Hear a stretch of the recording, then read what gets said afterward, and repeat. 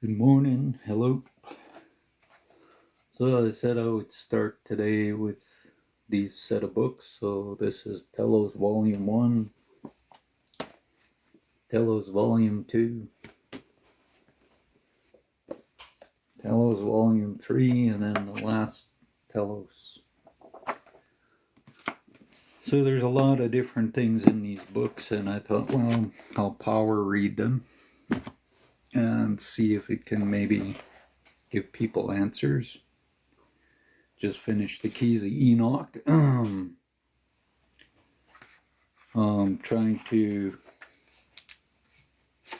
maybe use some of the what was shared in the Keys of Enoch and try to take some of the things in these books and using that and teach as I go along. And these were channeled books, so there's a lot of different channelings going on. Hey, being moi. A lot of different channelings. People are channeling a lot of different stuff. So, yeah, doing these books, hopefully, maybe it's going to create a little more confusion. I don't know. Hey, Tipson. So,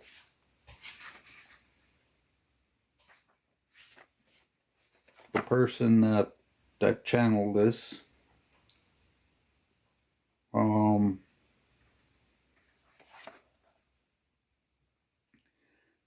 Louise Jones.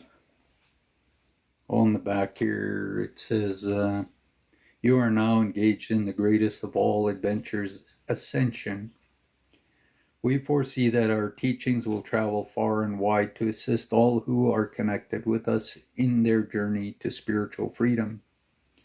Our emergence to the surface that once again join with you is the great encounter that you have been longing for during the many centuries of physical separation. We will teach you how to establish with ease and grace the foundations for the permanent golden age of enlightenment, love, peace, beauty, prosperity for all humanity who choose to remain here.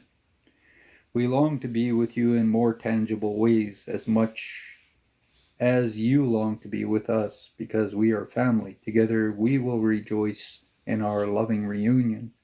And this is, "I am Adam, the high priest of Telos." So basically, the being that's bringing this through is from the inner worlds, from the city under Mount Shasta. And so they bring knowledge and they reveal a lot of stuff. This is where I talk about the Sioux Indians, and they talk about Ikatomi, the spider people that live inside the earth.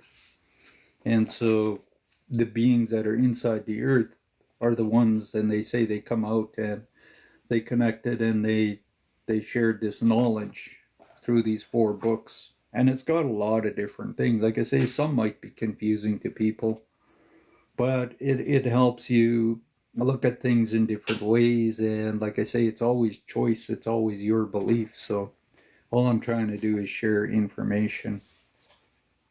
There's 17 chapters, and I'm just going to power through really lots of it.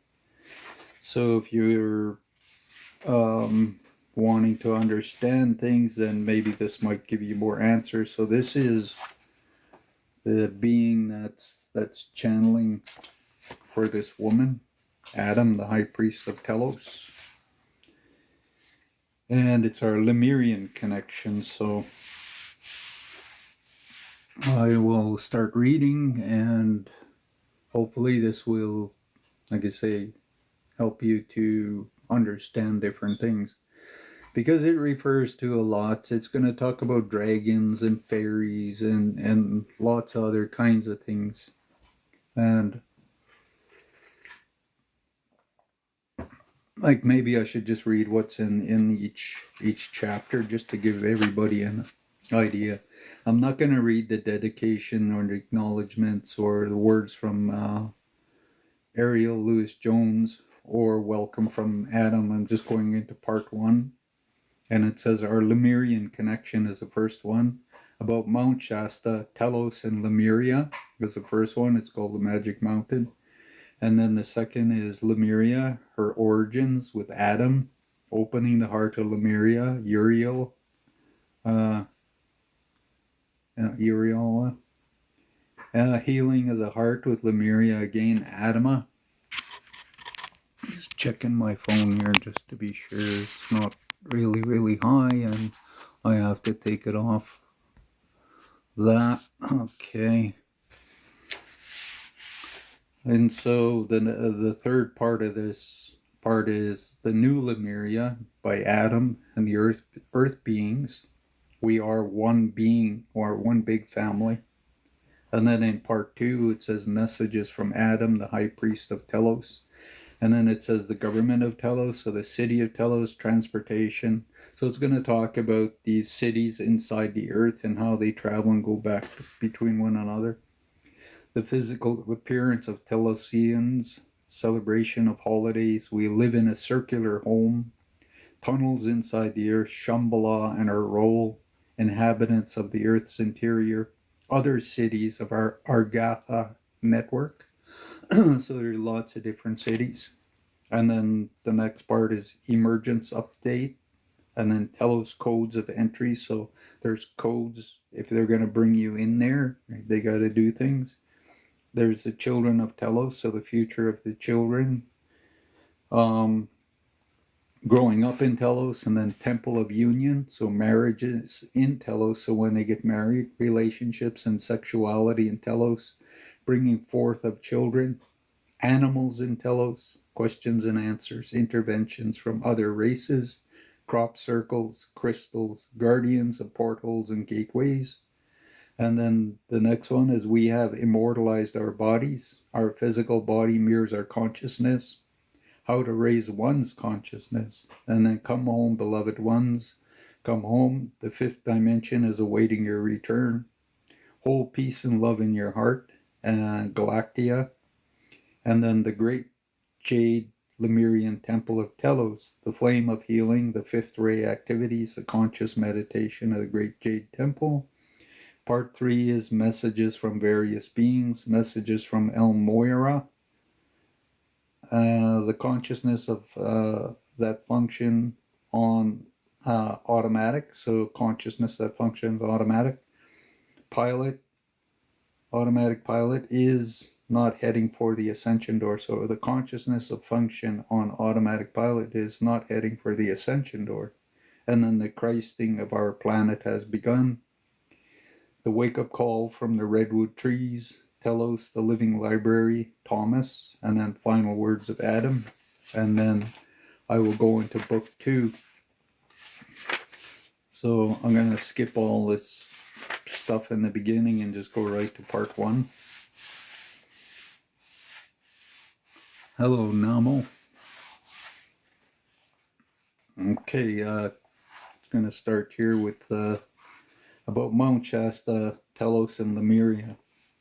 Mount Shasta is the most magnificent mountain that anchors the northern end of the Sierra Nevada mountain range. It is located in Siskiyou County in Northern California, approximately 40 miles from the Oregon border. Mount Shasta is the cone of an extinct volcano rising to the heights of over 14,162 feet above sea level. It is the largest volcanic peak in the continent of the United States. The ascended masters have revealed that Mount Shasta can also be considered an embodiment of the great central sun. Mount Shasta is a very special place, to say the least. It represents much more than just a mere mountain. It is one of the most sacred places on this planet. Mount Shasta is a mystic power source for this earth. It is a focus of angels, spirit guides, spaceships, and masters from the light realm. It is also the home of the survival of the ancient Lemurians.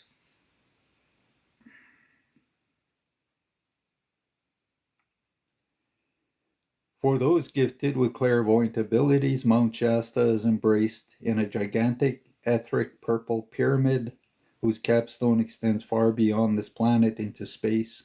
and connects us intergalactically to the confederation of planets for this sector of the Milky Way galaxy.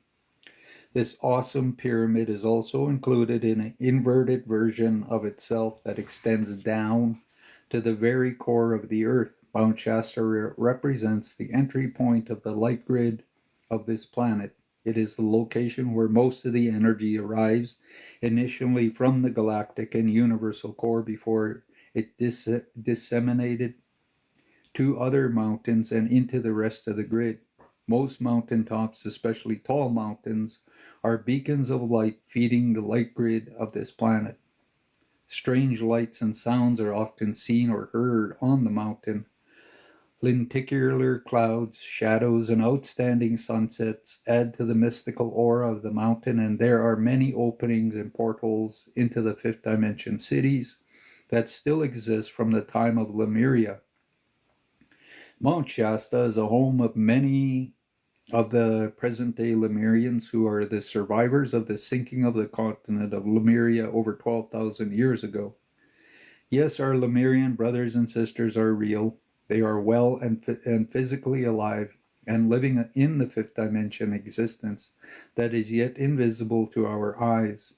The surface vibration is currently in transit from the third dimension to the fourth, fifth dimension reality.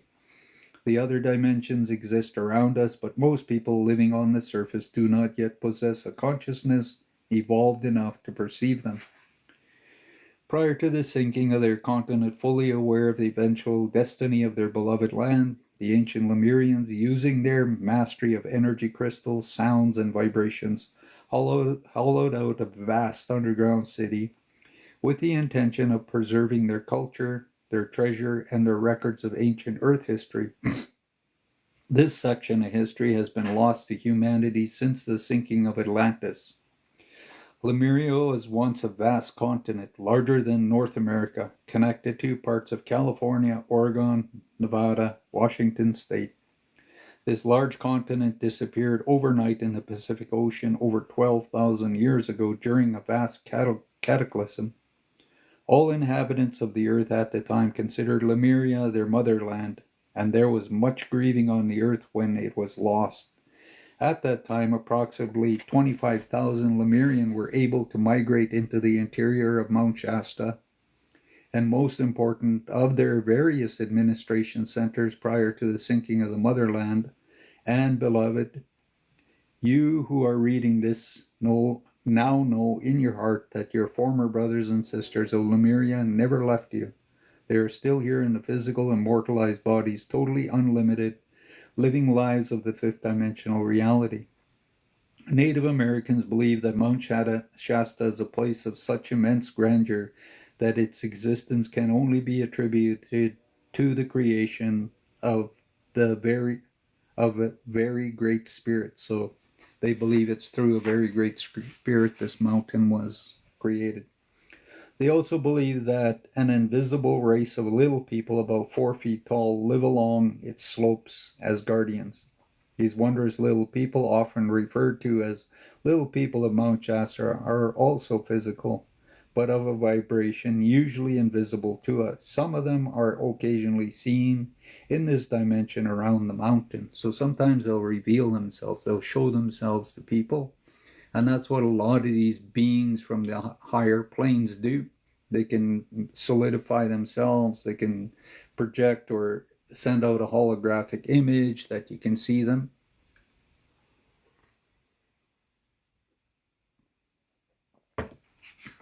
The reason they do not show themselves physically to many people is that they have a collective fear of humans.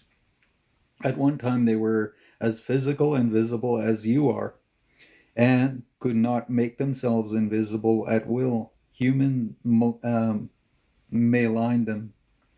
They became so fearful of humans that they collectively asked the spirit hierarchy of this planet for a dispensation to be elevated to their frequency.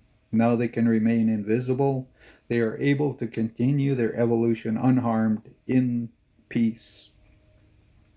There are also reports of Bigfoot race of people being seen on some remote areas of Mount Shasta, along many other mysterious beings.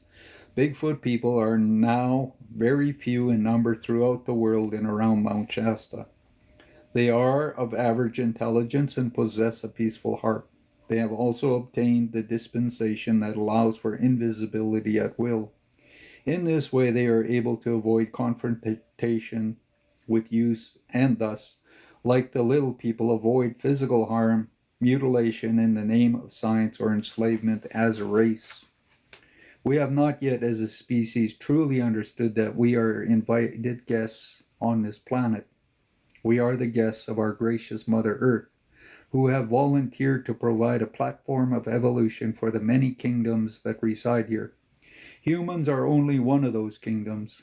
This was firmly intended and agreed to at the beginning, that all kingdoms would be honored and allowed to share this planet equally.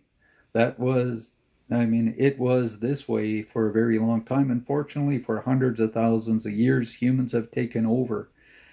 They arrogantly think that they are the superior race and that they have the right to control and manipulate other kingdoms that appear more vulnerable than they are.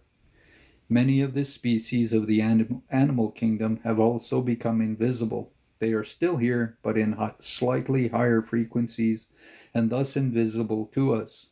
Where do you think that all all the supposedly extinct species have gone? Many of them are extinct because they have made a collective choice to not interact with us anymore. These species of animal kingdoms, which are still here physically with us, are not always loved and honored by humans. Go into the heart and explore how most of the animals are treated, used and abused by the supposedly superior race. Today, several spiritual groups surround Mount Shasta area. Many truth seekers who have felt and heard in their hearts a call to the mountain have come into the area where they feel they have finally come home. The dim memory of their far distant Lemuria ancestors is calling them back to a former point of origin. On a clear day, Mount Shasta stands as a white jewel and can be seen from at least 100 miles away. People who live nearby have remarkable stories about the 14,162-foot Cascade volcano. The most remarkable stories are the legends about the mysterious people who live inside the mountain. Albeit the fifth dimensional frequencies, they are said to be descendants of the ancient society from the lost continent of Lemuria, living deep inside the mountain in round houses, enjoying ultimate health, wealth, and true brotherhood. They have preserved their ancient culture. The Lemurians living within the mountain are commonly described as graceful beings 7 feet tall and more, with long flowing hair. They dress with white robes and sandals, but they have also been seen in very colorful clothing. They are said to have long, slender necks and bodies which they adorn with beautiful decorative collars made of beads or precious stones. They have evolved they have evolved their sixth sense, which enables them to communicate among themselves by extrasensory perception. They can also teleport and make themselves invisible at will. Their mother tongue is Lemurian language called Solera Maru, but they also speak an impeccable English with a slight British accent. They have chosen to learn English as a second language because they are situated in America. Dr. M. Doriel claimed years ago that he visited Lemuria inside the mountain. He said that the space he was shown was about 2 miles in height, 20 miles long, and 15 miles wide. He wrote that the light inside the mountain was so bright as the summer day because suspended almost in the center of the great cavern of space was a giant glowing mass of light. Another man reported that he fell asleep on Mount Shasta only to awaken by a Lemurian who led him inside the mountain to his cave, which was paved with gold. The Lemurian told the man that there were a series of tunnels left by volcanoes that were under the earth like freeways, a world within a world. The Lemurians had reportedly mastered atomic energy, telepathic and clairvoyant skills, electronics, and science as long as 18,000 years ago. They have technologies that make third dimension dwellers look like toddlers compared to them. They control most of their technology with their minds. In olden days, they knew how to propel boats using energy radiated from crystals. They had airships, which they flew to Atlantis and other places. Today, they have a whole fleet of spaceships called the Silver Fleet, with which they travel in and out of the fifth dimension mountain and out into space. They also have the ability to make their spaceships invisible and soundless to avoid being detected by the local and national military. Although they are physical in nature, they are able to shift their energy fields from third to fourth to fifth dimensional vibrations and become visible and invisible at will. Many people report seeing strange lights in the mountains. One explanation is that there are spacecrafts constantly entering and exiting from the spaceports deep within the mountain. Mount Shasta is not only a home to Lemurians, but it's also an interplanetary, intergalactic, multidimensional portal. There is a huge etheric city of lights above Mount Shasta called the Crystal City of the Seven Rays. At some point in the near future, hopefully within the next 12 to 20 years, this wondrous city of light is destined to be lowered into our physical realm to become the first city of light, to manifest tangibly on the surface of the planet. In order for this to happen, the people who live here will have to match this vibration in their consciousness. And this is where I say we have to become that light, we have to become these energies. And we have to allow ourselves to want to shift and become a part of this.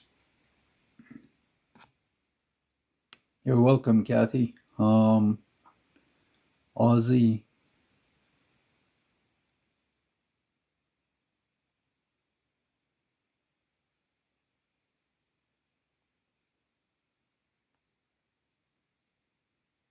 Hey, Nan. Hey, Chris. Hey, Oracle, Alchemy. Hey, Birdie.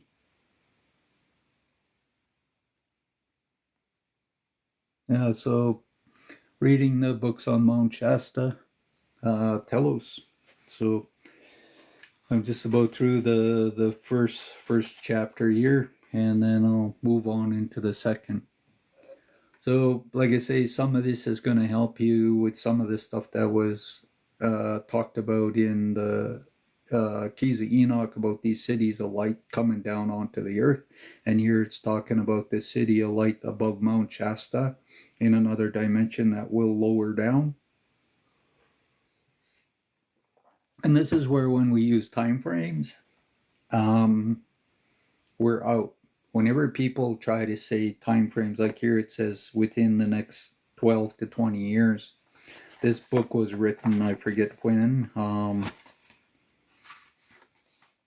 This book was written 2004, 2006. English publication. Yeah.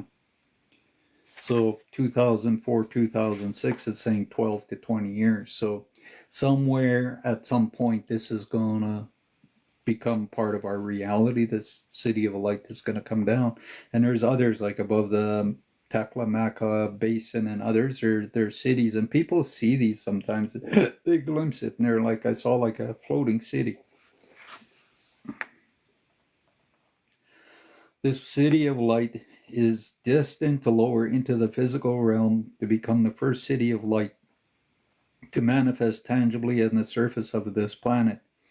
In order for this to happen, the people who live here will have to match the vibration in their consciousness. You can easily visit Mount Shasta area without reading or hearing about Lemuria, but if you have some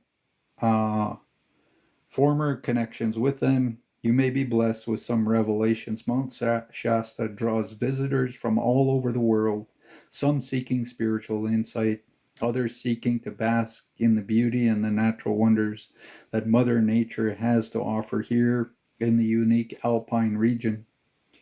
Everyone loves a mystery, especially a mystery about Mount Shasta. There have been many fascinating myths and legends written about the Northern California giant. The solitary mountain always slumbers on, her secrets intact, but every so often another mysterious story surfaces. New casts of characters emerge, and attention is centered once more on the mystical mountain. That's the way it has been for years and probably always will be. Mount Shasta has a tendency to reveal herself only to those who honor life themselves for who they truly are, and the earth and all other kingdoms sharing this planet. So if you're really, really, like I say, in the heart and connected with the universe and you're not destructive, things will get revealed to you. This is where you can't lie and deceive and try to make people believe things that are not true.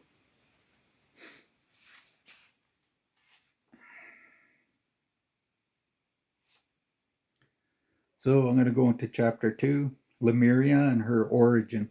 And this is by Adama.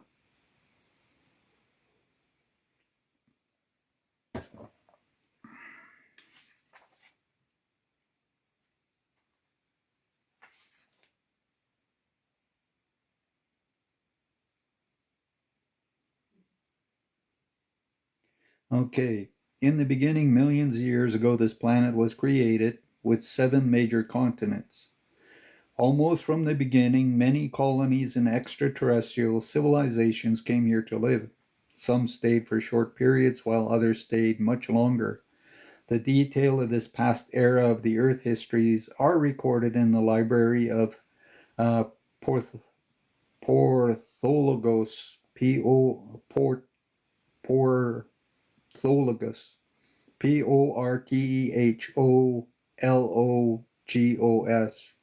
in the inner Earth, and also in the our own Lemurian library in Telos.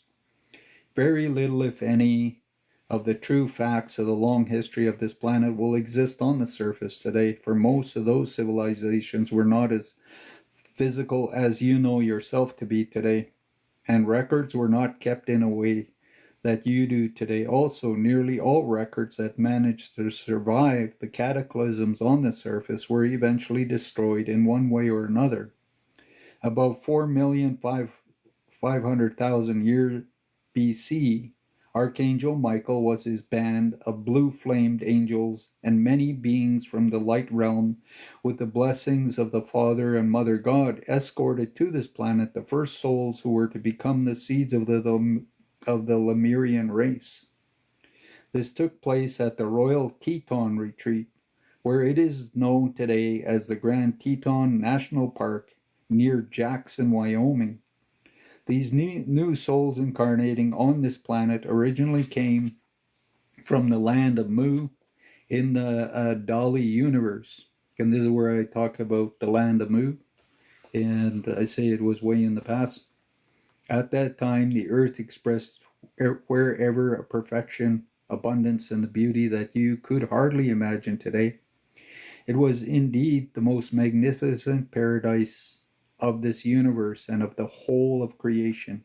This perfection was manifested for several million years until the beginning of the fall in consciousness that took place during the fourth golden age. Eventually, other races from Sirius, Alpha Centauri, and Pleiades, and a few other planets came and joined these seed souls to evolve here as well. As those races mixed together, they all found the Lemurian civilization. To say the least, it was quite an awesome mixture. Lemuria, the motherland, became the cradle of the enlightened civilization on the planet, also assisting in the eventual birth of many other civilizations. The area of Atlantis was born at a later time. At first, these wondrous souls who came here from Mu for a great adventure had to adjust and acclimate to the many new experiences with the assistance and guidance of the angels. They were tutored inside the Royal Teton Retreat in how to live here to gradually, they ventured out and started to form small communities. As they adjusted and gained confidence, they ventured further and further away from the retreat. They later colonized the whole continent of Lemuria, which was huge and extended far into what you know today as the Pacific Ocean and beyond. Before the fall of Lemuria, were before the fall of Lemurians were not totally in physical expression as you know it today. Earth existed in a fifth dimensional expression at that time, and the Lemurians lived mainly in the fifth vibrational light bodies, with the ability to lower their vibration to experience denser levels of vibration in their body whenever they chose, and to return to their light bodies at will. Of course, this was very long ago, before what you call the fall, which brought the gradual lowering of the vibrations of consciousness to this wondrous race and also of all other living on the planet. Our people, like many other civilizations, eventually fell into the levels of the fourth dimension, later on all the way to the density of the third. This fall is consciousness took place over a period of several thousand years. So this part we're going into is Opening of the Heart to Lemuria by Aurelia. A bit of history on Lemuria's tragic ending. This information has been drawn from the teachings of Charula ducks of Telos, now living on the surface in New Mexico, as well as from several transmissions from various ascended masters during the Bridge of Freedom dispensation in the 1950s and other information channeled from Adama for this presentation. The Lemurian age stretched from approximately 4,500,000 BC to about 12,000 years ago. Until the sinking of the continent of Lemuria and later of Atlantis, there were 7 major continents on this planet. The land belonging to the gigantic continent of Lemuria included land now under the Pacific Ocean, as well as Hawaii, Easter Island, Fiji, Australia, and New Zealand. The continent also included lands in the Indian Ocean and Madagascar.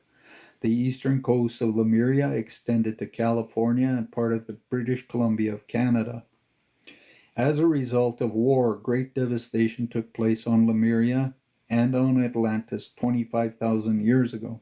Atlantis and Lemuria, the two highest civilizations of the time, were battling each other over ideologies. They had two very different ideas about how the directions of their civilization on this planet should continue. The Lemurians believed that the other, less evolved culture should be left alone to continue their evolution at their own pace and according to their own understandings of the pathway. And that's where in Ramtha he talks about Lemuria and Atlantis in his white book. And he talks about he was there at that time.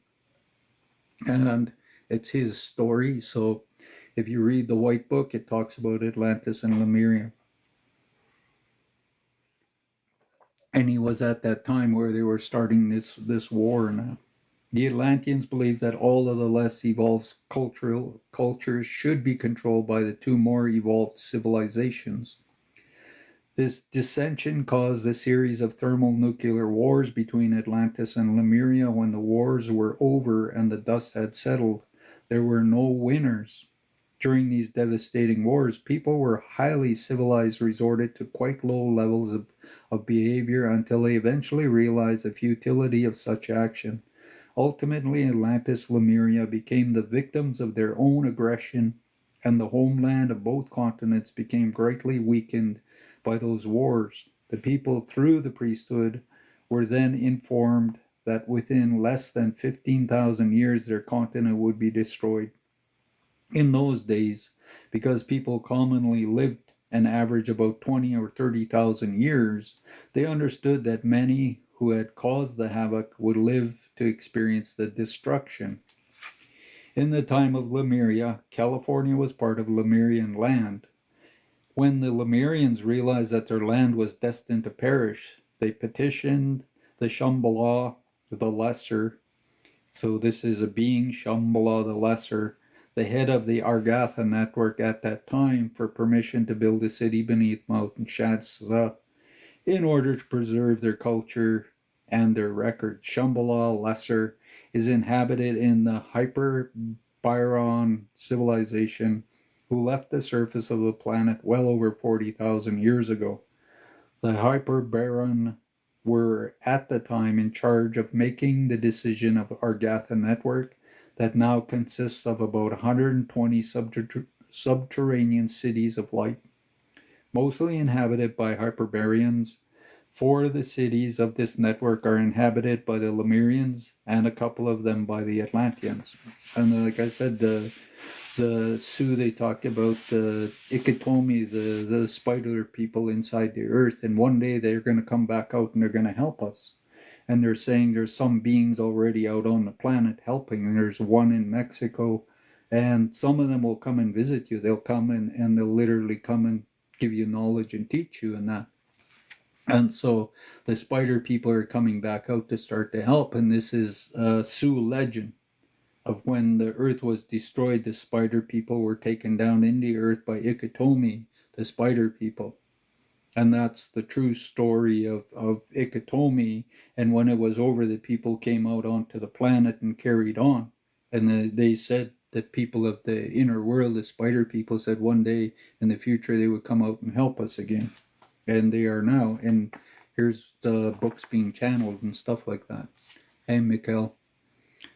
In order to be granted the permission to build a city and become a part of the subterranean Argatha network, the Lemurians had to prove to many agencies, such as the Galactic Confederation of Planets, that they had learned their lessons from the years of war and aggression.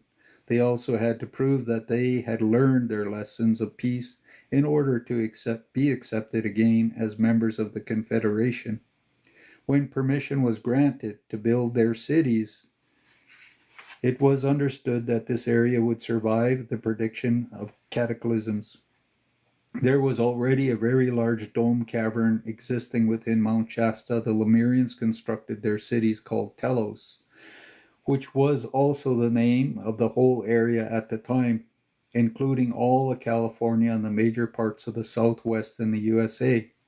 Telos also included the land north of Mount Shasta, along the west coast and up to part of British Columbia.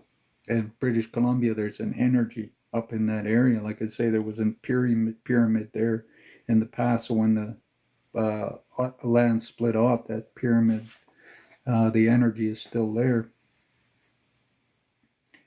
Telos means communication with spirit, oneness with spirit, and understanding with spirit. So that's what Telos means, is understanding with spirit. When Telos was constructed, it was meant to contain approximately 200,000 people. When the continent was destroyed, it happened a bit earlier than anticipated, and many people did not make it to the city of Telos in time. When the cataclysm took place, only 25,000 people made it inside the mountain and were saved. This number is what was left of the Lemurian culture at the time. Already the records had been moved from Lemuria to Telos, and several temples had been built. It is known that the beloved motherland went down overnight. The continent sank so quickly that most people were totally unaware of what was happening. Particularly, all were sleeping during the occurrence. No unusual weather conditions manifested that night, according to the transmission given by Lord Himalaya in 1959 through the Geraldine Innocenti, Elmoira's twin flame. He explained that a great many of those of the priesthood who had remained faithful to the light and their sacred callings, like captains of a sinking ship, kept their posts, fearless to the end. They sang and prayed as they went down beneath the waves. Another transmission from Lord Mahakohan, March 1957, through the Geraldine Innocents during the Bridge of Freedom dispensation, stated, before the Lemurian continent sank, the priests and priestesses of the temple were warned of the coming cataclysm changes, and various focuses of the sacred fire were transported to Telos. Others were transported to other lands which would not be affected. Many of those flames were taken to the continent of Atlantis, to the specific locations, and were sustained there for quite a period of time by daily spiritual applications just before Lemuria sank. Certain of these priests and priestesses returned to their homes on the continent and volunteered to go down with the land and her people, giving the assistance of their radiation and extending comfort and fearlessness. They offered this help to counteract the fear which always comes with cataclysmic actions. These loving benefactors, by the radiation of their sacrifice, literally surrounded the auras of the people in a blanket of peace and assisted in creating a freedom from fears so that the etheric bodies of those life streams would not be so severely scarred, thus saving those people in future embodiments for having to experience greater tragic consequences. Lord Himalaya in the Bridge of Freedom dispensation in 1959 said many members of the priesthood placed themselves in small groups strategically in various areas, and they prayed and sang as they went down beneath the waters. The melody they sang was the same as is known today as Auld Lang Syne. The idea began with this action was that every horrifying experience leaves a very deep scar and trauma on the etheric body. And that's why I say our auric and then our etheric. Our etheric has lots and lots of things that go back long periods of time. And we have all kinds of scars and all kinds of things from other lifetimes that need to get cleaned up and fixed. The idea behind this action was um, the idea behind this action was that every horrifying experience leave a very deep scar and trauma in the etheric body and cellular memory of the people, which takes several embodiments to heal. And that's why you got to go through the wheel of karma. You have to go through this to heal all kinds of traumas and things. Through the action and sacrifice of the priesthood, choosing to stay together in the groups and singing to the very end, much fear was mitigated and certain levels of harmony was maintained. This way the damage and the trauma of the soul who perished was greatly diminished. It was said that those of the priesthood, along with the musicians, sang and prayed until the waves in the water had risen to the levels of their mouths. It is then that they also perished during the night, while the masses slept under a star blue sky. It was all over. The beloved motherland was submerged beneath the waves of the Pacific Ocean. None of the priesthood had left their posts, and none had evidenced any fear. Lemuria went down with dignity.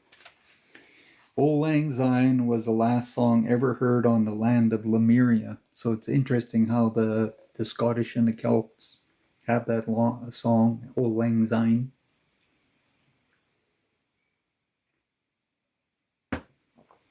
Tonight I will ask you to sing this song again as part of our presentation. The people of Earth have brought this song forth again through the Irish people, and very prophetic words have been added to it, such as, "Should old acquaintance be forgotten?" What do you think we are doing together this evening? Indeed, we are these old acquaintances reuniting again. Those of us from the third dimensional realm are now uniting with consciousness with our former friends and family members of Lemuria, yet invisible to our present sight. And hopefully, for not too much longer, hear this next statement. Will in your heart, hear this next statement well in your heart, my friends. And it says, before Lemuria sank completely, it was prophesied that one day, some far distant future, many of us will gather in groups and sing the song again with the absolute knowingness that the earth victory is won. Today brings a celebration of this long-awaited day and the fulfilling of incredible prophecy. Today we are initiating the beginning of the long-awaited reunion.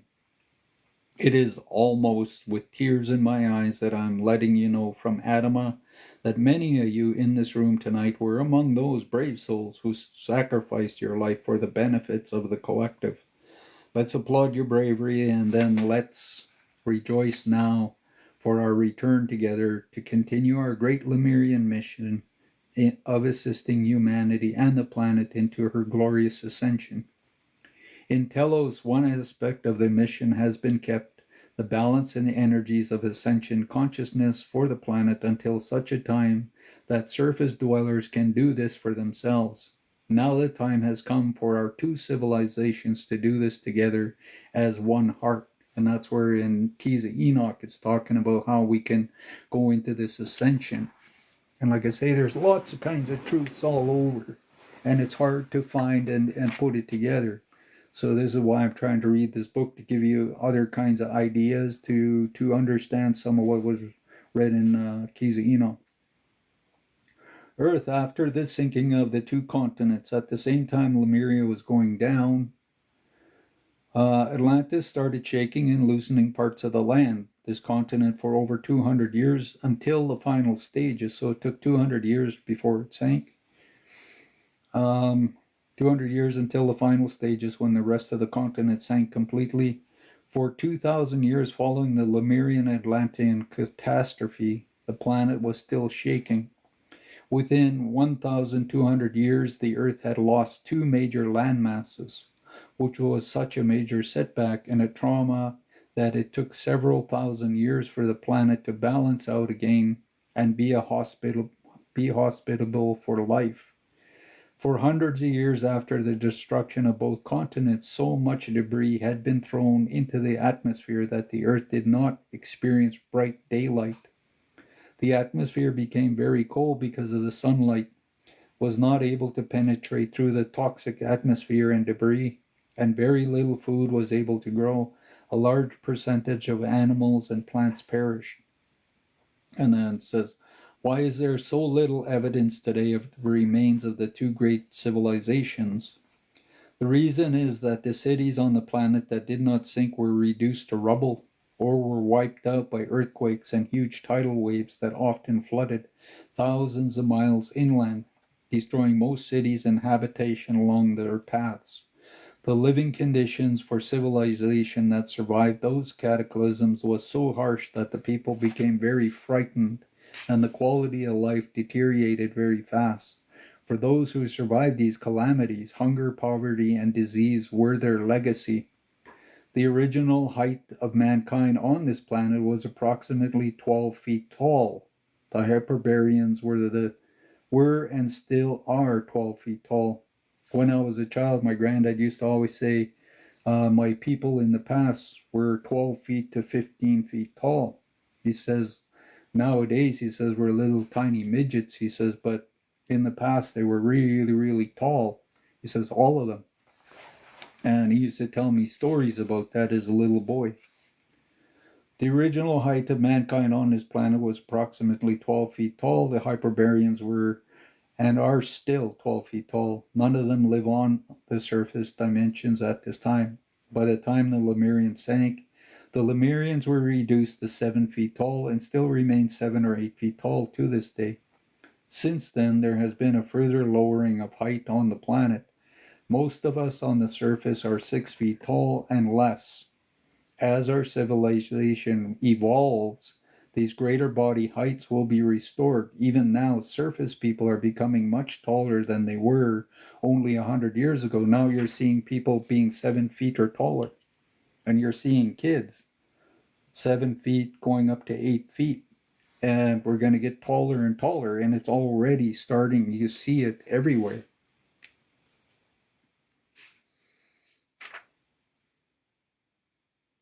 Thanks, Gibson, for what you said.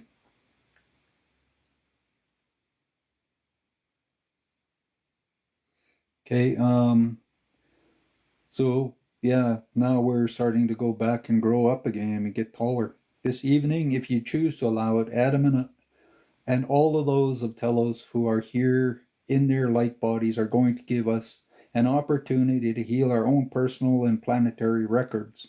This will be a great service to the planet and humanity, and for each one of you individuals as well. The new day of the new world is just about to be born. We have learned our lessons of love, and the new Lemuria, the paradise refound, is just about to manifest again. Telos, the part of Lemuria that had remained faithful to her sacred calling and the light, was lifted up to the fourth dimension at the time of the cataclysm. Her people eventually evolved to fifth dimension awareness and exist fully to this day in the higher dimensions. And Telos, our beloved Telos, and all the incredible people who live there, is our doorway to this wondrous place.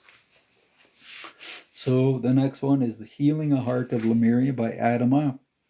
Clearing of the lingering old Lemurian records at the dawn of the new era of Earth. My beloved, dearest brothers and sisters of the past, former family members, on behalf of the Lemurian Council of Telos, on behalf of Ra and Ranu Mu, King and Queen of Telos, and also the behalf of about 500,000 of us present in our etheric bodies here this evening, it is with great joy, love, and honor that we greet you. As we open our hearts to you, we ask that you also open your heart to us for a great healing. We are here this evening to co-create together a very important clearing and healing of our planet for all of you as well. Let's call this first a clearing of old, painful Lemurian records still lingering in the hearts and souls of most people. And secondly, by the reconnection of our heart, let's create a new, more direct link between the two civilizations. The time of our separation is almost over, and we are now reconnecting heart to heart with more and more of you every day. This opening that are just about to co-create, dear ones, will speed up the time of our emergence among you. Soon the two civilizations will meet once again, face to face, with great celebration of light and love. We will work together hand in hand, heart to heart, to build the most wondrous and magical permanent golden age of enlightenment, wisdom, peace, and abundance you could ever imagine. We will assist you in building communities of love, light like never before, and without the interference from any negative forces that have permeated this planet for so very long. The long dark night you have endured on the planet is almost over. Very soon the light will shine brighter than it ever has for all of us to enjoy. You are now experiencing the last hours of darkness as the dawn is peeking through. Although you will soon be facing on the surface the changes that you have been long anticipating, we ask you to perceive those changes as the deliverance of your planet. That time is now over your heads, and it is very important that you stay centered in your glorious self. Do not allow yourself to go into fear, dear ones, and accept all changes and shifts that will present themselves no matter what you witness and experience around you. Embrace it all as the hand of God creating a new world for you. So much help will be available to you from all directions that we also offer our assistance to you. Simply ask us in your hearts, and we will be there and assist you. Aurelia Louise gave you a summary of the tragedy of the sinking of the continent 12,000 years ago. The purpose for this was to give you the awareness of the heavy records that were created by the devastation of the destruction. We want you to know that much of those painful records are still lingering over humanity to this day, and in the hearts and souls of millions. The stories of the heartbreak and soul trauma that took place in those days is indescribable. It is now time to heal all of this, starting with your own being. These ancient records are causing to this day a kind of spiritual fog in the conscience of most of humanity. Because the pain has been so unbearable to many of you, have closed your conscience to the remembrance of the higher knowledge. I myself and all of Telos would like very much this evening to clear a large percentage of those lingering records. There are enough of us and of you here to present this evening that if you agree and set your intention, we can create this healing for you and for the planet. Would you like to accomplish this with us this evening? And it says yes from the audience. Now let us be silent for a few moments, and I ask you to set up your intention to have your own records cleared and healed. Go deep into your heart. Also presented with us this evening are many masters and from the angelic kingdom who are ready to assist with a major clearing after you have. That's why I like calling it clearing when I do energy work with people, because there's a lot of stuff that goes on.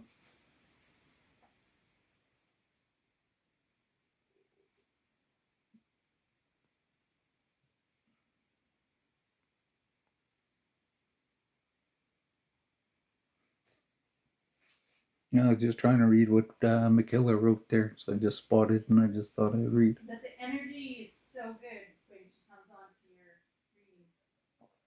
reading. Oh, it's really cool because I always ask God to bless you all of you. And all of you ask God to bless one another so your energy radiates out and it radiates out to the world and the planet.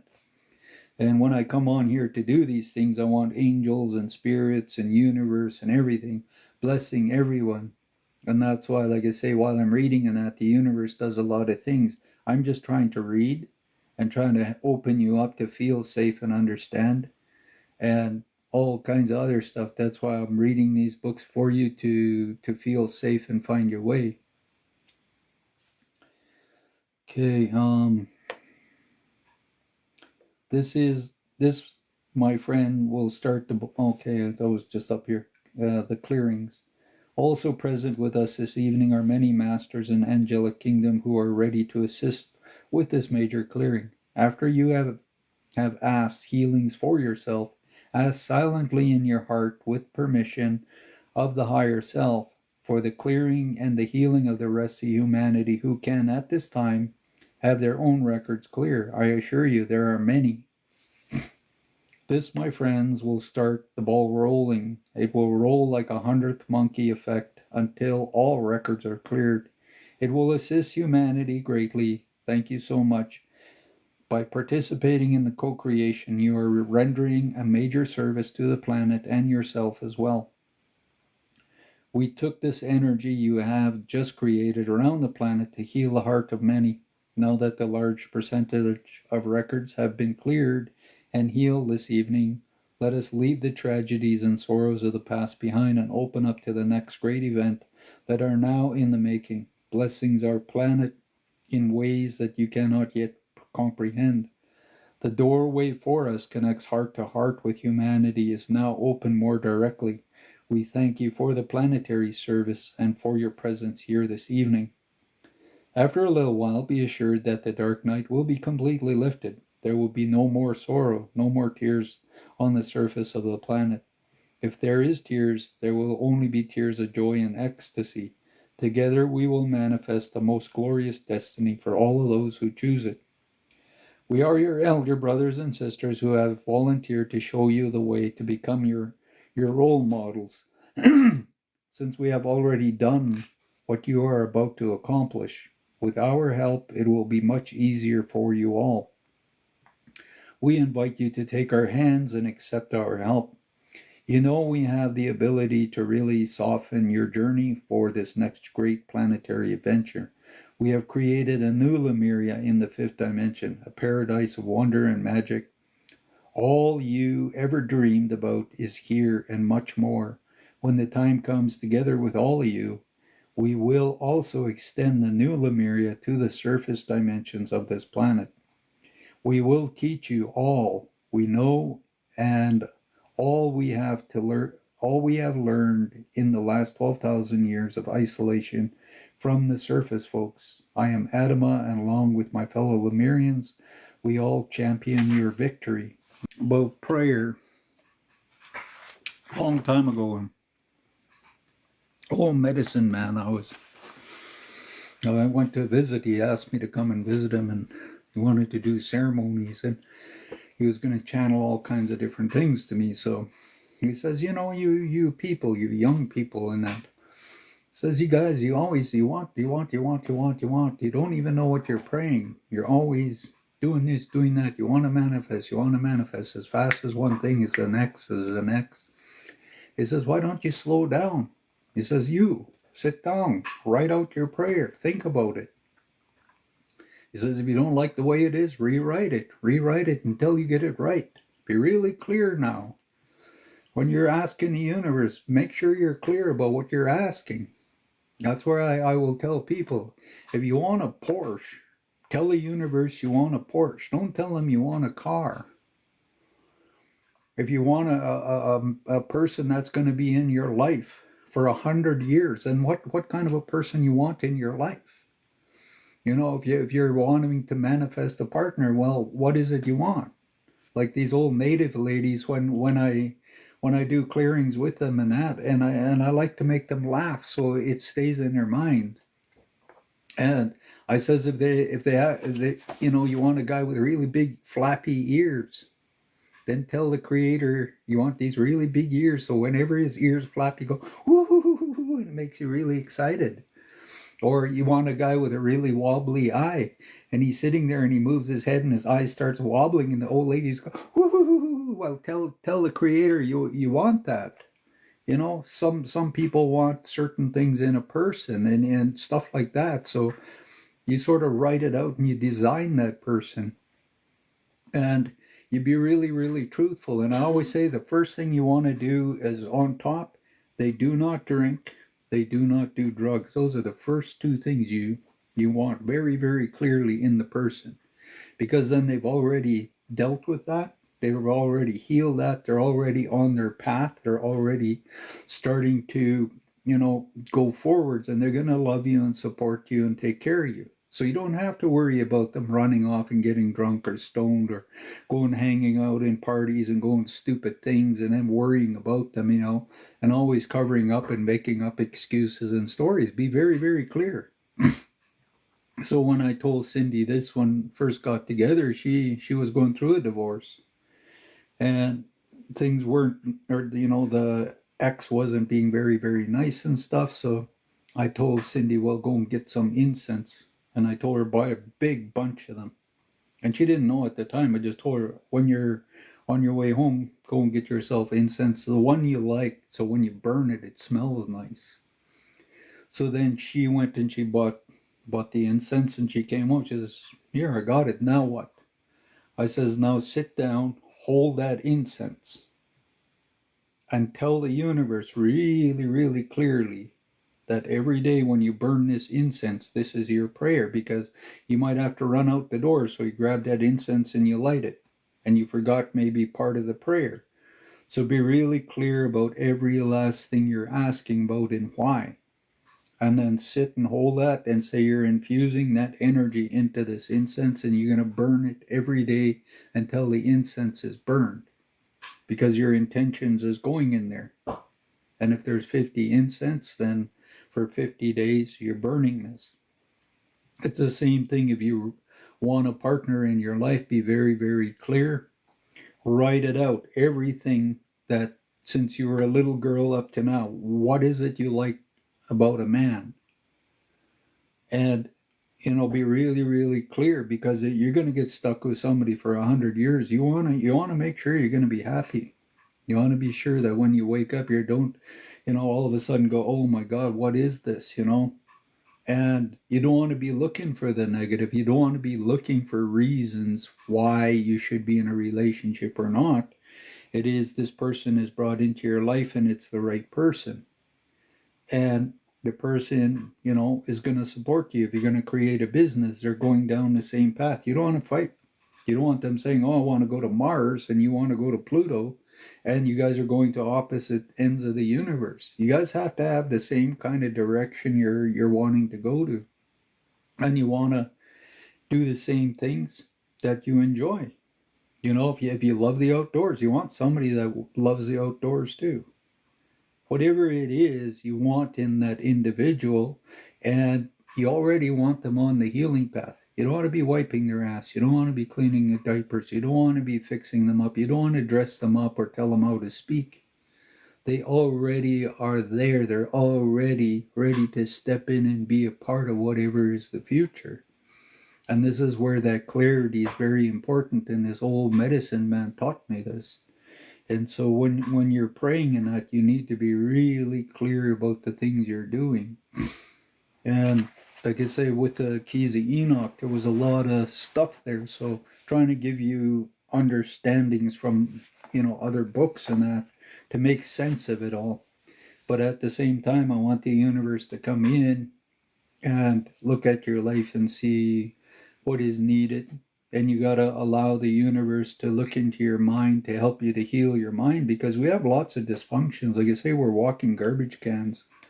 And we have many, many, many lifetimes where we've made lots of mistakes and other things. When we grew up, people made us angry, or you sold drugs, or you bootlegged, or you did something. And you're like, somewhere, somehow, maybe what I did was harmful to people. Well, I want to heal and change all of this. And so the more clearer you are, the more the universe will heal your mind and your dysfunctions and your way you think and the way you feel, and you start seeing the world different. So using incense is a really good way. Same with smudge. With smudge, you can write out a prayer and you could put it there by your smudge bowl, and you could take the smudge each day and you offer it to Creator even before you light it. And you ask that it be blessed and your prayers and everything be heard. So when you cleanse and you do everything, you're releasing, and you read out this prayer too, and you do the smudging and everything, and say prayers for whoever you're doing when you smudge. So when you start learning how to use these things in the right way, it really, really helps, because we all have scars in our mind. We didn't realize our parents were so busy trying to feed us and pay the bills and do all kinds of other stuff, and make all these other things happen, that we felt rejected.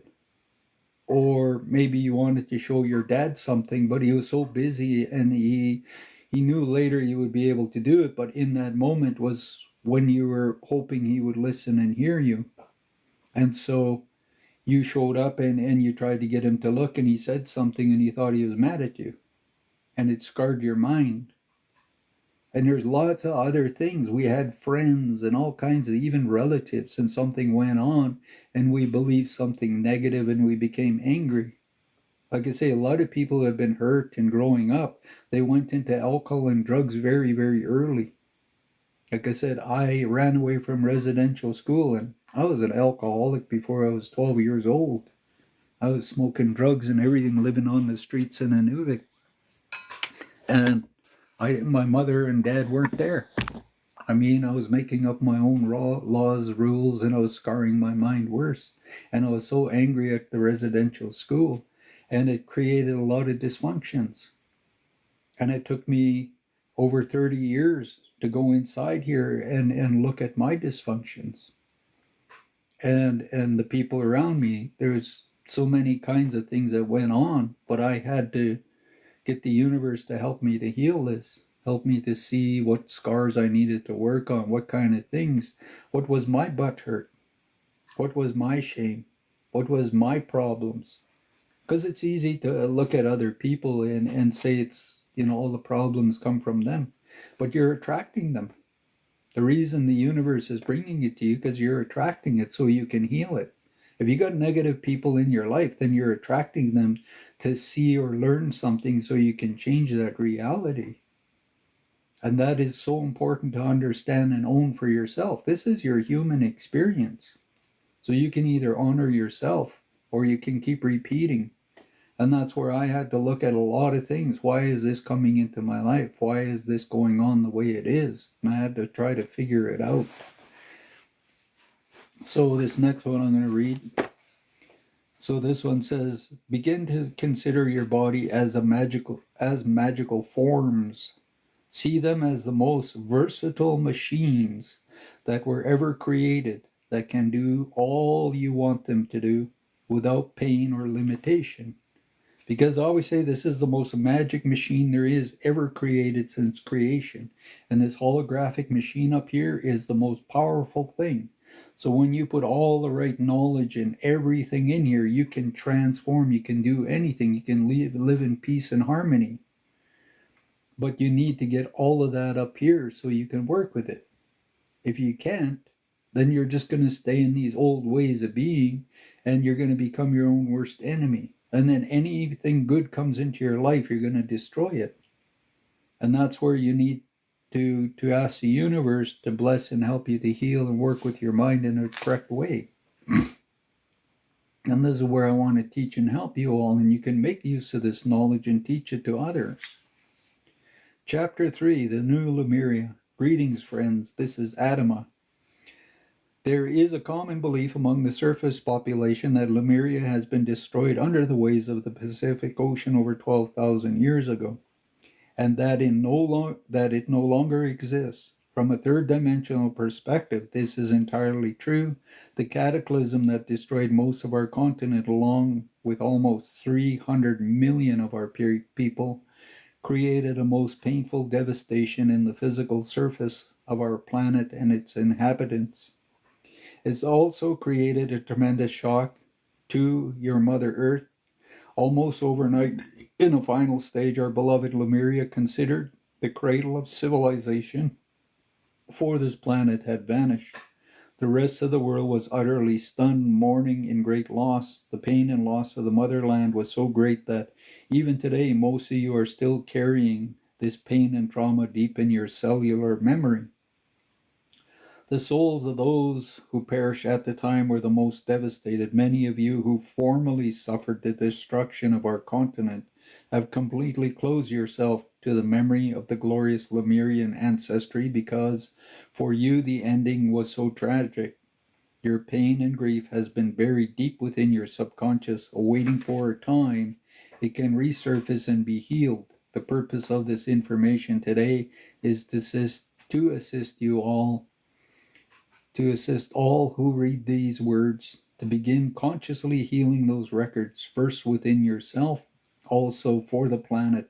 For this, my dear brothers and sisters, the great love and compassion we offer our assistance. And then it says, Lemuria still exists within, to this day, in the fifth dimension frequency, not yet visible to your third dimensional vision and perception.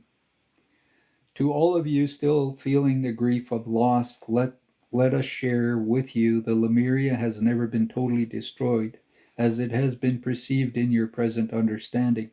As the veil between dimensions continue to thin out, and that's where I say the veils are getting thinner. People are seeing all kinds of stuff. Seeing between dimensions continues to thin out. We want to assure you that in a not too distant future, for those engaged in the ascension process, your beloved Lemuria, in her new splendor and glory, will reveal herself to you in a very physical and tangible manner. As you open yourself up to more conscious ways of living and purifying yourself of all distorted and erroneous belief systems you have embraced in the last millennium, you will be able to perceive the beloved motherland again. Eventually, you will be allowed to step in and be received by her with all her love and magnificence she now has to offer. When you are ready, you will be invited to join us very consciously in this place of paradise. At the time of the blast, Lemuria and what it represents to this planet was lifted into the fourth dimensional frequency and later evolved to the fifth. It continued to thrive and evolve to the level of perfection and beauty it has now reached, inhabited by those who were saved by the Lemurian when Lemuria sank. If this information brings tears to your eyes, open your heart and heal the pain that have been buried within you for so very long. Let your grief flow and flow. Allow your tears to bring healing to every part of your being. Allow yourself to really feel it and embrace it in your heart through the breath. Allow all memories of the pain to be felt fully without suppressing anything. This is how you will bring forth your healing in increment by increment. As you inhale the pain through the breath, those imprints will dissolve and be healed forever. Ask your higher self to assist you in uncovering the records that are keeping you from moving forwards towards your new glorious reality. In your daily meditation, we ask you to do this faithfully until you feel a completion. Connect with us with our love, heart to heart. Ask for assistance, and we will be there with you as you do this important inner work. All of us in Telos are very eager to assist all of those who will reach out to us in your hearts. We are the civilization who has achieved great heart opening, and our vibration pulses with the heart of the Divine Mother. Gradually, the deep-seated pain will be lifted, so you will feel much lighter. The clearer this pain, the clearing of this plane will also assist you in opening to the remembrance and perceiving of your true identity. It will allow you to make great giant leaps into the full spiritual, emotional, and physical evolution and renewal. We invite you to come to Telos at night while your body sleeps. We have many spiritual counselors who are willing to work with each one of you. That's where I always say, ask to go into the earth, go into these other planes and things where you can be healed, and when you're sleeping at night, you can connect with these higher beings. That's what I say to people, and then try to help people understand. Ask for this.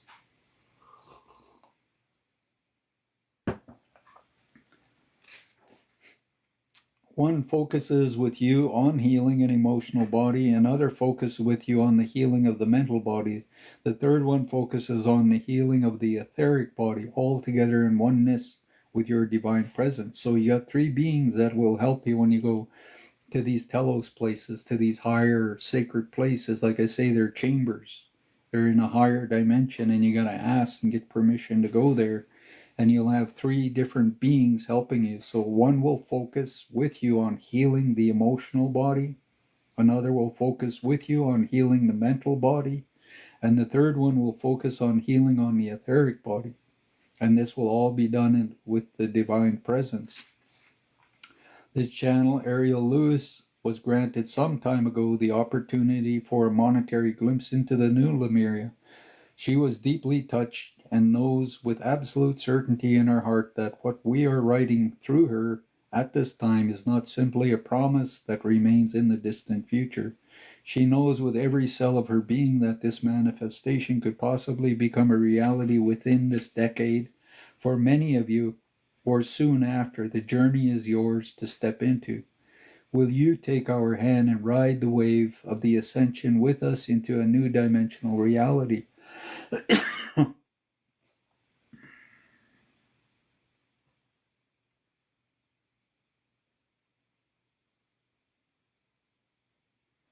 That's cool, Tipson. You're getting the pictures. This next one. As Earth beings, we are one big family.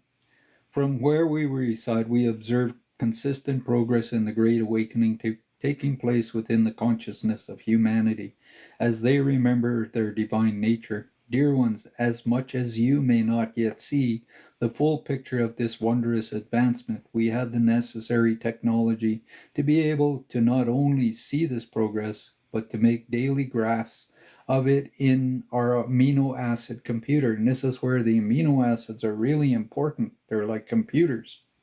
And you have to understand this, and a lot of people are lacking amino acids because what they've done to the food, the chemicals they spray on it, and the things we eat, short circuits amino acids. That's why I said in the 90s I was getting into amino acids, and I was wondering why I couldn't find certain ones. You can buy them in the States, but you couldn't get it in Canada. And then I found out in the States there's amino acids they couldn't buy there that you couldn't get in Canada. And that's why bee pollen and honey and other things, they have the amino acids. They have all these building blocks. And you have to have the right things and understand getting the right amino acids to heal and repair your body. And that's where I tell people to try to understand this. And here it says the amino acid computer, and that's in our body because they're the building blocks. And it's really important to understand this.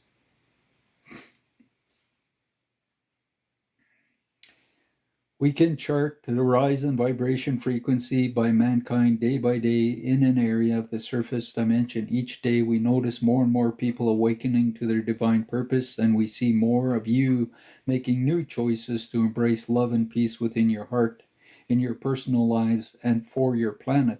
The very fact that there are so many of you now awakening to greater understandings of true spirituality and making new choices for yourself show us that your eventual victory and spiritual freedom are assured. It is only a question of how long and how many Earth years it will take to reach critical mass. And that's where, at a certain point, when everybody is in this vibration, it's going to shift everything on this planet. And that's where it just takes a very little amount of people. And if you imagine if it's 500 million people and we're all to connect, that would transform 8 billion people. It would shift so fast. If that was the mass number, it would just literally change everything.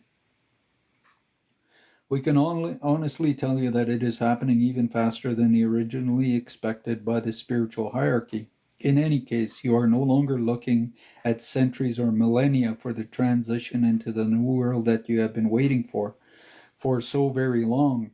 Know that within 10 years from now, many positive changes will have already taken place, and from then on, you will live through an intense acceleration cycle of positive changes. The intensity of the energy will not stop nor diminish until you are comfortably nestled in the wonders and the bliss of the fifth dimension. And we are shifting into that faster all the time. So the next one, it says the time reunion. Time of reunion for two civilizations is finally very close. In Telos, and also with all your brothers and sisters of the earth within, which is a very vast empire of many civilizations, we are watching this expansion of consciousness with great joy and anticipation. We are supporting you with our love and our light always. We are almost like children who are counting the number of days before Christmas and Christmas of our uniting in the love and brotherhood as one big earth family. We are watching with wonder and awakening taking place day by day, and we know that the time of reunion for our civilizations is finally very close after so many centuries of physical separation. When the time of our emergence to the surface dimension comes, it will be a time of love and great rejoicing for the many, particularly for those who are consciously aware of our presence within the earth and who experience a deep yearning in the hearts to finally greet and talk with us face to face. The wonder of our great encounters will be even greater than you can imagine at this time. Be assured that we long to be with you in a more tangible way, just as much as you long to be with us. We are family. It is a mutual desire. We are watching a great number of light workers who have embodied at this time to assist with this wondrous mission, leading the way in the grand awakening. You are brave warriors of light facing many difficulties to assist the Christing of the planet. And we are holding you so preciously in our hearts. It is with the gratitude and profound love that we salute and honor you.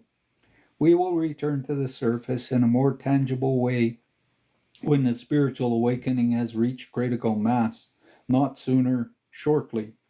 We will be granted permission to start mixing with the limited number of the surface people who have attained the level of frequency that will allow them to see us. And that's why I say you got to bring your energy up. There's a reason for it. And you got to have the light and everything come in. Hey, Nam. Marinda. All right. So I'm reading Telos, Marinda, and sort of flipping through really fast. I'm already 29 pages in.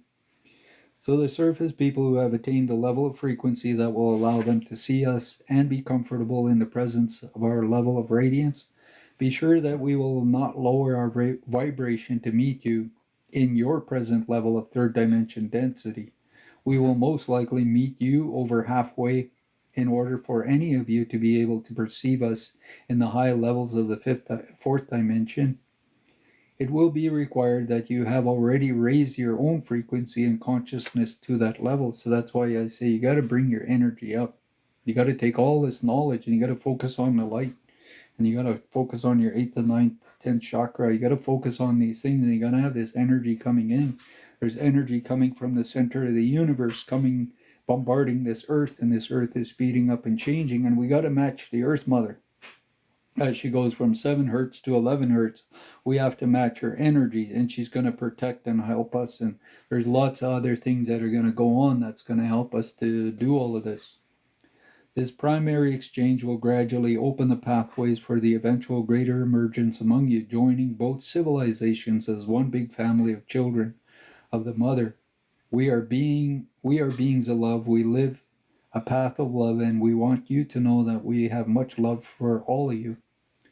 When we come, we will be able to teach you a way of life that will help you to establish very quickly the foundations for permanent golden age of enlightenment, love, peace, beauty, and prosperity for all. We will assist you in ushering in the golden age that you have been longing for such a long time. Prepare by loving each other even more, by seeing each other more like brothers and sisters of a huge family. In your mind and heart, begin to be receptive to us and invite us to become a guide and a mentor. You shall never regret it. For the last 12,000 years, we have been living underground. We have established a foundation based on the consciousness of love and the true brotherhood in multidimensional cities and in Telos. Over these thousands of years, we have been refining the structures of our society to attain greater and greater levels of resonance with divine principles in every aspect of our lives. Beloved ones, we have witnessed your pain and struggle long enough. It is with much gladness and expectations that we are waiting to show you the way of manifesting this higher dimensional reality in your world, so that never again will there be suffering on the planet for humanity or any other kingdom evolving here. And then it says, it will not take 12,000 years to accomplish this with our help. We already know how. The melding of the energies through the magic of love can and will bring these wondrous changes for you. Be willing to open your heart to us and trust that we are not only your friends, but we are also your brothers and sisters of so long ago. At the soul level, we all know each other very well, as we were family at the time of the great continent of Lemuria, and we still are. We send you much love from Telos that flows in great abundance here. We have no problem generating it. It allows us to live in great opulence. We hold you dearly in our hearts until we meet. Keep practicing the art of true love, which starts with loving yourself. May love abound in your heart for self, for each other, and for all creation. You are precious jewels and expressions of the love of the Father, Mother, God.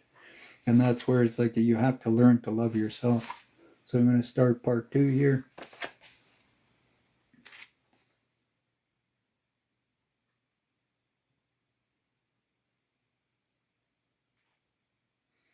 So in this one, it's part 2, messages from Adama, the High Priest of Telos.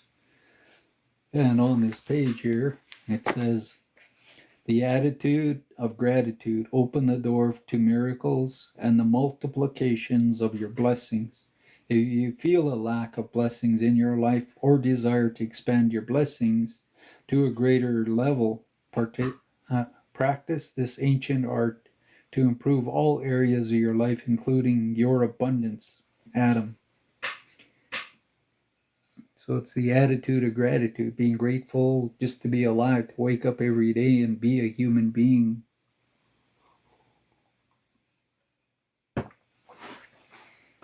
Government of Telos.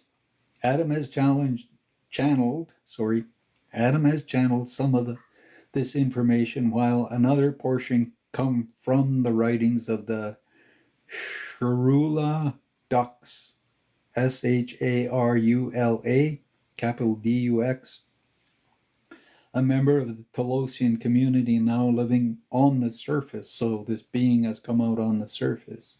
And this is the second person I think it said is on the surface.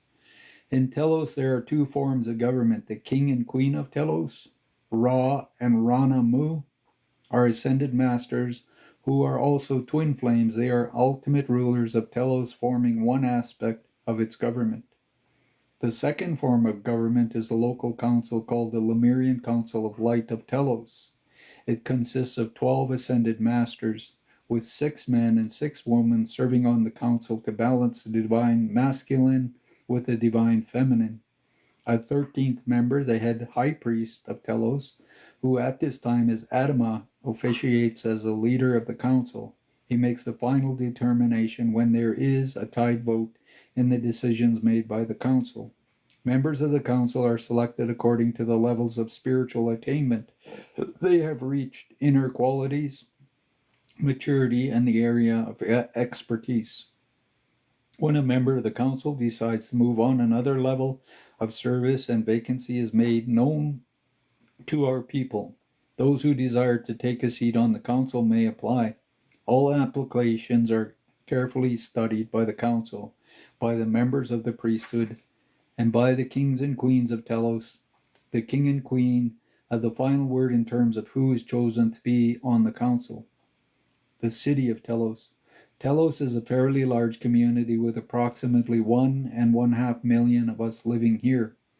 We are divided into several villages, and we all share the local government. What we call the city of Telos is divided into 5 levels and several square miles each. The first level, the largest percentage of people live beneath the dome on the first level. This is also where the administrative and public buildings and several temples are situated. In the center of the level stands our main temple called the Temple of Ma-Ra, M-A/R-A, a pyramid-shaped structure. It will seat 10,000 people at a time. This temple is dedicated to the priesthood of the Melchizedek.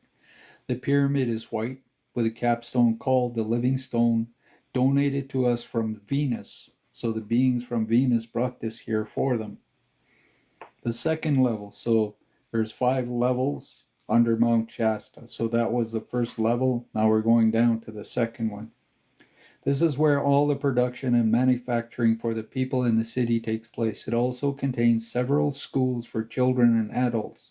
Many more of our people live on this level as well. The third level, so 1, 2, 3 down. This level is consecrated totally for the hydroponic gardens. All of our food supply is grown on about 7 acres of land, produces a diet that is interesting, fun, and offering a great variety. Our method of gardenings are so effective that 7 acres of land is all that is needed, and that's supplying, what was it, 1,700,000 or whatever it was? Quite a big population, anyways, for 7 acres to feed that many people. Our method of gardenings are effective that feed 7 acres of land is all that is needed. We grow abundantly a very large variety of food and feed 1.5 million people while creating strong, healthy bodies that do not age. I want you to be aware that we eat, yes, but as fifth dimensional beings, we do not have to eat like you do. We eat only if and when we want to and can manifest at will what we want. Our food is nowhere near as dense as yours, though it has substance, taste, color, and form on a level of third dimension. It would be considered etheric food, so it'd be like mana, piranha, energy kind of thing. Our hydroponic gardens are able to produce crops on a constant basis. We can grow food much faster using advanced hydroponic technology. We grow with very little soil, using much water, and without the chemicals you use. Our food is totally organic and carries the highest vibration. Our form of gardening does not need fertilizer and does not deplete the soil. We do place organic minerals into the water for the plants. Our crops are also enhanced and quickened by the great light, energy, and love vibration of Telos. This is the magic of the fifth dimensional consciousness that you will soon discover, most likely in this decade or early in the next. The fourth level. This level contains some hydroponic gardenings, some manufacturing, and large areas of nature in a park like setting with small lakes and fountains. The fifth level, this area is totally consecrated to nature. There are tall trees and lakes in park-like atmospheres. This is the place where we keep all our animals. In this nature level, many plants and animals have been preserved that you no longer have on your surface. Our animals are all vegetarians and do not eat each another. They live side by side in total harmony, without fear, without any aggression towards people or towards each other. Telos is really a place where the lions and the lambs lay side by side and sleep together in total confidence. Next part, it says transportation in Telos. We have several modes of transportation within the city, such as moving sidewalks, interlevel elevators, electromagnetic sleds resembling snowmobiles.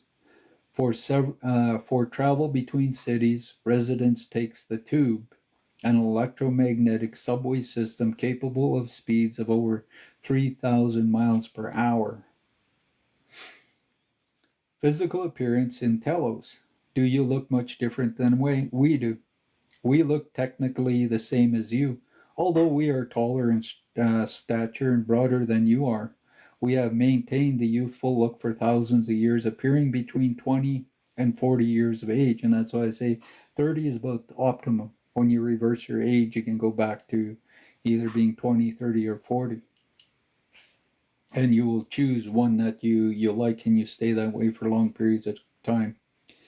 According to the choice, in our society, no one shows any signs of aging, nor do we start growing gray hair with the passing of time. This is something that might appear strange to you at first, but you will get used to it rather quickly.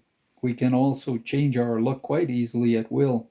The gift of living in perfect bodies comes with the grace of ascension into the fifth dimensional consciousness. So shifting the way you look, you can just, with energy. When you will be introduced to someone that is 20,000 years of age, you will notice that he or she will look as youthful as anyone else. Since we have reached a state of immortality, we prolong our lives in our present bodies as long as we choose. And when we feel it is time to move on to another service or a higher dimension, we take our bodies with us to our new evolutionary adventure. Next one says celebration of holidays. Do you have holidays in Telos? And how do you celebrate them? It says, I greet you with beautiful flowers from my heart. Yes, we have wonderful holidays in Telos, with grand and elaborate festivities in which everyone participates, including the children. Although we do not celebrate in general the same holidays you do, we perceive our lives each day as a continuous celebration of life, a love and of depth gratitude in our hearts for the beauty, the bounty, and the grace we enjoy every day.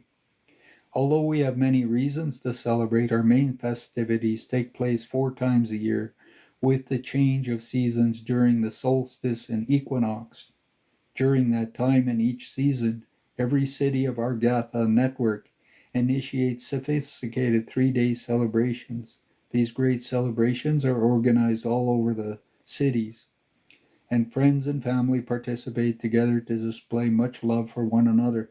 A great number of people travel to various cities to join the festivities and visit with those they love. In Telos, during the celebration time, our population almost doubles, with visitors coming from all over the Earth interior, and many who also come from the stars. These visitors are members of our galactic family, and your family also. In the near future, many of you will meet consciously and tangibly with many of your brothers and sisters from the stars, and this will bring you so much joy. And that's why in the natives we say our star brothers and sisters. And we've always acknowledged that. And we know they come and go. We all join in communion with grand celebration of life and oneness with the Creator, with the earth and with each other. We dance, we play music, we sing, we display our love and appreciation for the joy we experience together. Prior to each celebration, we contribute to the decorations of our city, which we do with exquisite creativity and beauty. No effort is spared, and through the decoration alone, one enters into a celebration within their own heart. Throughout the year, we also have several other occasions for which we set aside time for celebration. If we did not have specific reasons to celebrate, we would create some. Life is so magical and full of surprises that there is always a reason to celebrate something. We also celebrate your love, your openings to our ancient Lemurian heritage. In our hearts, we are preparing the grand celebration for the reunion of the 2 civilizations, which will indeed create the greatest of all celebrations. Next part here. We live in circular homes.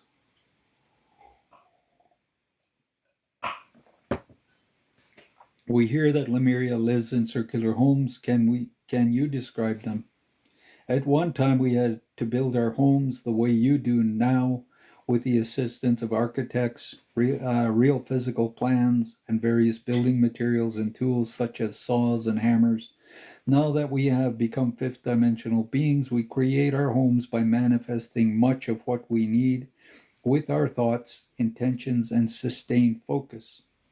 So they grow their own homes. Yes, we design our homes on a principle of sacred geometry. For this reason, most of our homes are circular in one way or another and are designed with great creativity and beauty. The basic material for the exterior of our homes is crystal.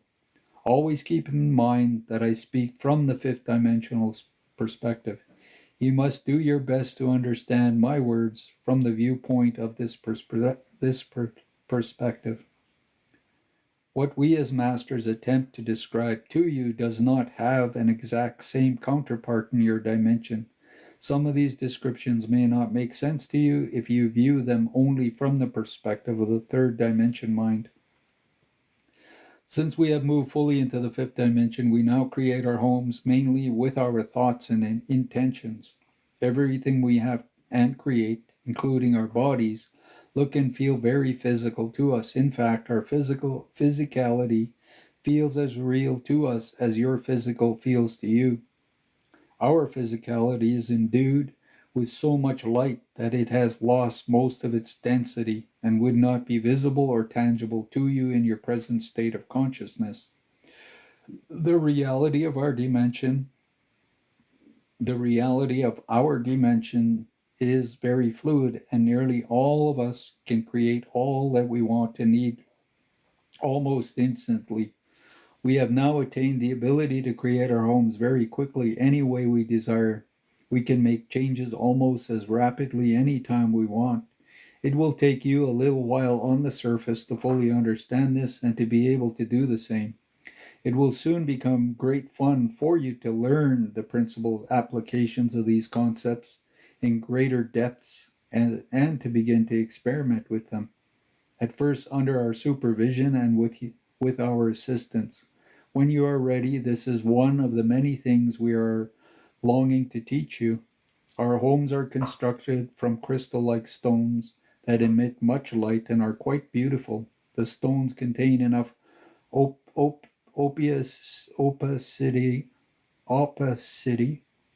to prevent others on the outside from looking in. So there's sort of a thing, it's like like looking through a film window where you can't see in. Like in cars, you can darken so you can see out, but people can't quite see in. So the opacity or the crystals, so people can't just look in.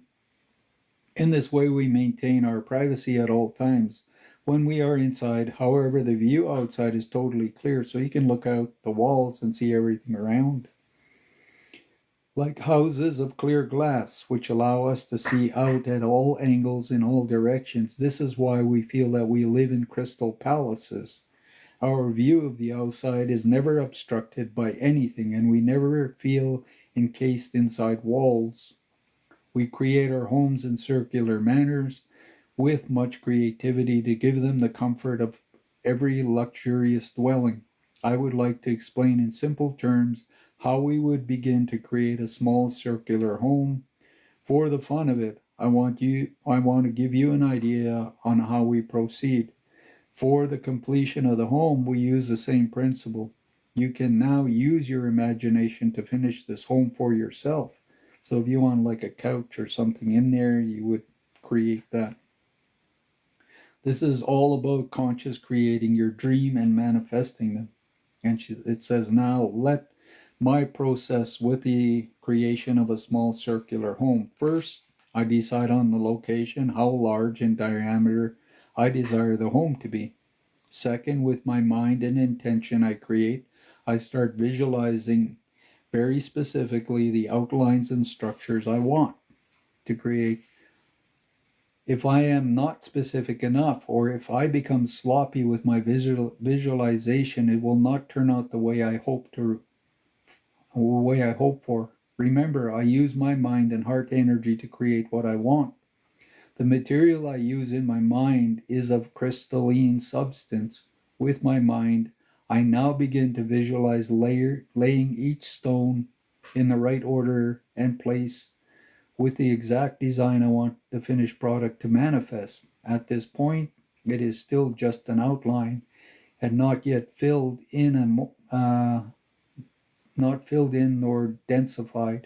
Believe me, I can do this quite rapidly since we live in no time zone. It really does not matter how long it takes. In your time, it would not take me more than a half hour. Third, when I'm totally satisfied with the creation of the outline of my crystalline structure, I feel my heart bursting with joy over the new creation. Then I proceed the next step. It is now time to fill each stone with greater intensity of the crystalline light and bring more density into it. As I continue focus intensity on my new creation, the outline of each stone fills up with all the light I love to pour into it. When this is complete, I continue my focus on the density of light from which the stones are created until they reach a desired opacity. And so it is, my dear friends, the crystalline structure of the new home is now complete. It is ready to be finished any way I want, and with all the beauty you choose to add to it. When you hold enough light and love in your consciousness, all types of manifestation become easy and completely natural. Go now about your daily business in love and gratitude for all that you have, and create anew with much beauty and type of the type of life you have been longing for. You can all do it when you believe that you can. It says, please take note. Please take note that what we explain here exists in a fifth dimensional vibration. It is not as physical as yours, nor does it possess a kind of physical density you are accustomed to in your third dimensional world. If you were to come here in your present state, nearly all of you on the surface would not be able to perceive or see anything in our level of physicality. For us, our physicality feels as real as yours. It represents a level of physicality, however, that is so full of light that we no longer experience limitations of any kind. Our dimension is not visible or perceivable to the present state of awareness and spiritual awakening. Do not let this discourage you. It will all evolve as you open your hearts wider to the progress of the journey towards divine union. All will open to your awareness. You will embrace the manifestation more and more of your divinity in your present physical incarnation. Continue to trust that the veils will soon begin to lift for all those who yearn for the ultimate union and do the spiritual work needed to reach the level of evolution. So that's why I say you have to do the work. You have to want to come up and you want to be able to see everything. You want to stop fearing all kinds of stuff. The tunnels inside the earth. How are the tunnels between the underground cities and those from the inner earth maintained? The tunnels between the subterranean cities and Middle Earth, Inner Earth require little maintenance, if any. They have been constructed to be maintenance free. From time to time, when there is a serious earthquake or a volcanic eruption somewhere on the surface of the planet, some of the tunnels may be slightly damaged. With our advanced technology thought, we can get together and fix the problem very quickly. Damage to the tunnel is a very rare occurrence. The advanced technology we use is shared by all civilizations in the earth. Do their officials meet on regular basis? Yes, we often have council meetings with the officials of various civilizations in the earth. We are all very friendly and loving to each other. There are never any power struggles amongst us. Unconditional love is always the master rule. Our main reasons for meeting is always to discuss how we can best find our ways of collaborating with each other in the most efficient manner for the benefit of the collective. We discuss trade with each other. We have no money system. We all share our surpluses of goods and foods with each other. We also discuss ways of assisting surface folks with their evolution and spiritual initiation. So I'm going to read this, but it's just like another page or so, and then I'm finished. Shambhala and her role. What is the role of Shambhala? It originates with governments and main purposes today and in the future. The city of Shambhala is no longer a physical city. It has not been for a very long time. It now holds fifth, sixth, seventh dimension vibration. It still exists in the etheric levels. It is basically an etheric headquarters for this planet, the home of Sanat Kumara, and those assisting him. Although Sanat Kamara has now officially returned to Venus, he still maintains the focus in Shambhala. He's still assisting our planet. Mount Shasta, the Royal Teton Retreat in Wyoming, and Shambhala are the main places where the spiritual hierarchy of this planet live, meet, and hold their conclaves. Shambhala and other places just mentioned hold the permanent focus of spiritual governments for this planet. Of course, there are several other important etheric focuses throughout the planet. So there's sacred, spiritual, energetic places, different places in the world. Inhabitants of the Earth's interior. In the middle of the inner Earth resides many very ancient civilizations who eons ago came from other worlds and universes. They are all in ascended states of consciousness. Although several of them have retained some level of physicality, they live mostly in the fifth and sixth dimension awareness and higher. The Argatha network consists of about 120 subterranean cities of light, mostly inhabited by Hyborians. At least 4 of the cities are inhabited by Lemurians, and a few are inhabited by Atlanteans.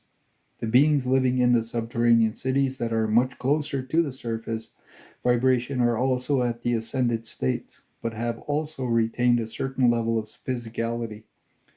The city Shambhala, the Lesser, had been the governing cities of our Argatha network. It is inhabited by the Hyborians.